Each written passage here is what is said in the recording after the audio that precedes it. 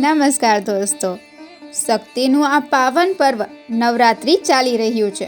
9 દિવસ સુધી આપણે માતા દુર્ગાના 9 સ્વરૂપોની આરાધના કરીએ છીએ। આ 9 દિવસોમાં દરેક દિવસની પોતાની અનોખી મહત્તા છે। આજે નવરાત્રિનો બીજો દિવસ છે અને આ દિવસ માતા બ્રહ્મચારિણીને સમર્પિત છે। કહેવાય છે કે આ દિવસે જે ભક્ત શ્રદ્ધાપૂર્વક બ્રહ્મચારિણી માતાની કથા સાંભળે અથવા વાંચે છે તેને મનચાહું ફળ પ્રાપ્ત થાય છે। ચાલો આજે આપણે સાંભળીએ માતા બ્રહ્મચારિણીની પાવન કથા। પૌરાણિક કથાઓ મુજબ તેમના પૂર્વજન્મમાં માતા બ્રહ્મચારિણી રાજા હિમાલય અને દેવી મેનાની પુત્રી હતા।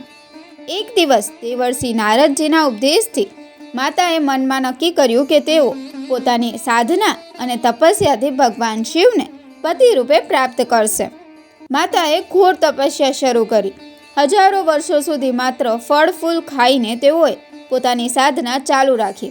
કેટલાક વર્ષો સુધી માત્ર શાકભાજી અને શાક પર જીવ્યા, પરંતુ માતાનો સંકલ્પ અહીં અટક્યો નહીં।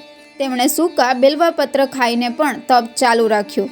તેમના આ કઠિન તપથી તેમનું શરીર ક્ષીણ થવા લાગ્યું, પરંતુ મન અને ચિત્ત અડગ રહ્યું। માતા બ્રહ્મચારિણીના આ અદ્ભુત તપને જોઈને દેવતાઓ, ઋષિઓ અને મહાઋષિઓએ પણ પ્રશંસા કરી।